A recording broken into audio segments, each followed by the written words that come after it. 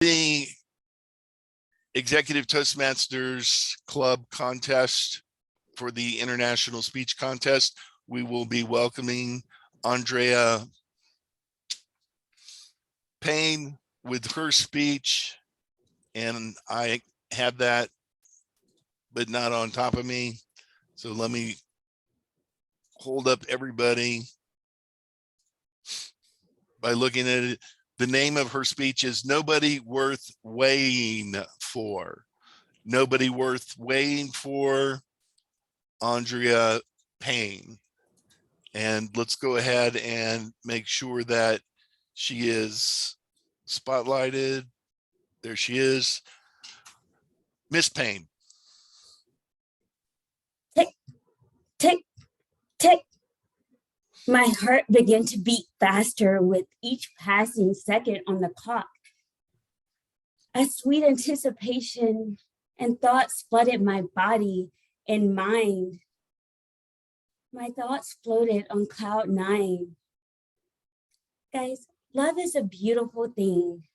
And today I was over the moon excited because I was finally getting my happily ever after. My high school sweetheart and my boyfriend of 6 years and I had decided to make things official after 6 years of dating. We decided that we were going to move in together and plan our future. We had it all planned out. We would graduate college, which I did, secure a job in Dallas, which I did, get a place, which I did. He would tie up loose ends in our home state and he would join me later. I had actually moved into our place a month earlier, and today was the day that he would join me. I had to make it special. I got dinner ready, check. Ensured that my hair was done, flawless, and put on a dress that would make the devil himself blush. I may add, all that was left to do was to wait. I waited with anticipation, no call. I waited, seconds turned into minutes, minutes turned into hours, and the hours seemed to drag on. My anticipation turned to worry. What if something had happened? What if there was a wreck? Where could he be? A short time later, my fears were answered. I received a phone call. Andrea, do not get on social media. Of course, I did the opposite. As soon as I hung up the phone, I immediately opened my computer, scrolled, and I saw what it is that they were trying to keep from me. On my screen was my boyfriend standing next to a woman with a beautiful gown. In the background was an overweight man with a Bible. And I think it took a few moments for my mind to register what actually happened here. Move-in day was also his wedding day.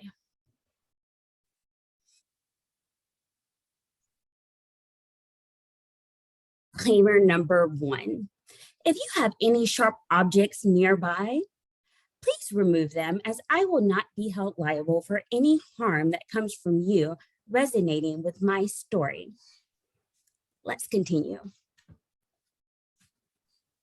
Heartbroken is an understatement. The healing process was rough. There were many nights filled with profanity, wine, junk food, and eventually I tried dating again, but to no avail. Those were failures as well. I found myself looking in the mirror one day, 50 pounds overweight, emotionally distraught, questioning my self-worth and my identity, and I realized that I needed something different. It took about 2 years, but something different did come. in the form of a 56-year-old personal trainer who had the charisma and confidence of a model. He had the wits of an Albert Einstein, and he had a physique that would put most A-list celebrities to shame. But most importantly, he had a passion for life and happiness and doing things on his own terms. He had a desire to helping people uncover the best parts of themselves. And this illuminated a need inside of myself to be better. After working with him, I realized that I had life completely wrong. Great. I realized with each rep and each life lesson, the pounds began to come off mentally and physically. And I don't know how many of you are struggling to lose dead weight, but I want to share 3 tips that helped me along my journey. The first tip: selfishness is the new selflessness. Too often, we try to put up the needs of others before ourselves without realizing that we should wait for nobody when it comes to our dreams and our goals and desires. We can't help others until we are fully where we want to be. It's easier to give when your cup is overflowing.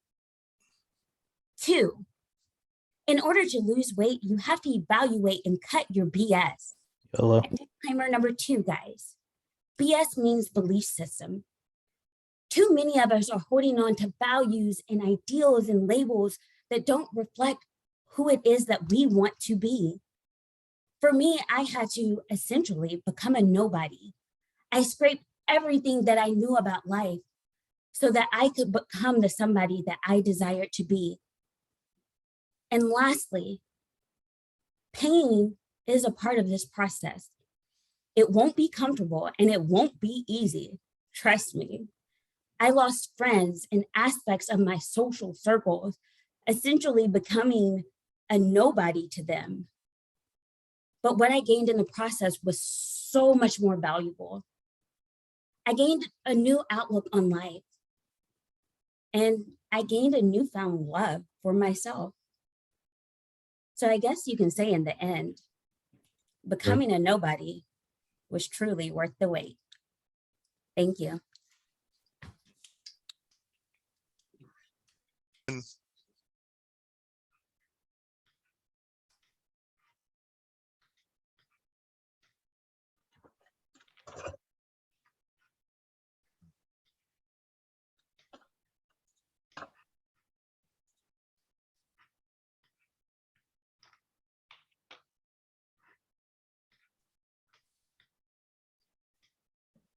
Lisa, we're not hearing you. You seem to have bandwidth issues.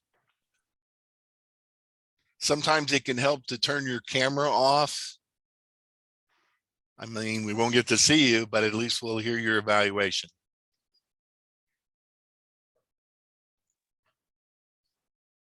There's a funny icon in the corner. It looks like a pin.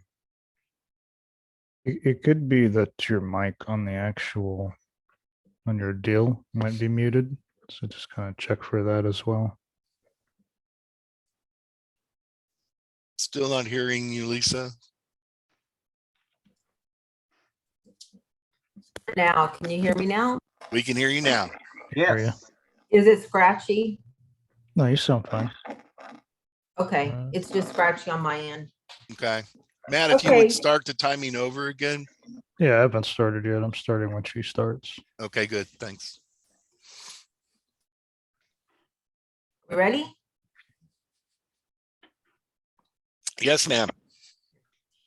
Andrea, it was my honor to evaluate you today and hear your speech. And this is the second time I've heard your speech, and I was delighted to hear it again. Your message today resonated with everyone who's ever had a broken heart or been devastated, and I think that's everybody. You have so many great speaking skills. Your presence, number one, is strong. It's commanding. You are a good speaker, which means you're an articulate speaker. You look in the camera and make eye contact. You know how to use your body language. And you did so many things well. A thing of particular significance that you did is when you were making a point at the beginning of your speech, you got real lot closer to the camera and just looked right in it, dead eye. That was very effective. It told us where you were, what was coming, or hinted at what was coming, and it was a very effective tool to use. My primary suggestions to you for improvement are similar to what I said before when I evaluated your speech last time. Be vulnerable. What happened to you was devastating. I realize that a lot of time has probably gone by, and I hope most of the pain has gone too, but still show devastation, or at least say, I was devastated.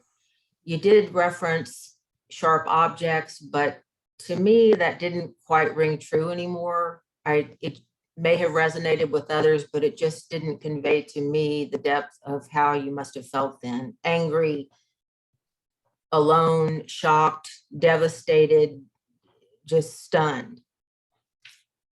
So first, your vulnerability and state it. Second, leave your hands at your side a little bit more. This is fine tuning because you already have such great skills, but you tended to leave your hands up, although you have good body language and you gesticulated. When you leave them up like this all the time, it gets kind of distracting. So if you're not making a point or using something on purpose, maybe put them down. You gave 3 points to us, but that was toward the end of the speech. In reordering things, I feel it would be more effective for you to convey the significance of your story by stating those 3 points at the beginning.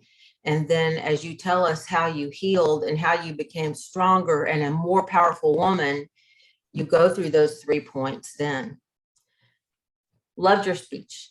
I love that you got to share that with us. And I also believe you have the capacity to win whatever type of contest you want to win. I look forward to being there to cheer you on. Mr. Contest Master. Thank you very much, Lisa. We'll now do the meet and greet.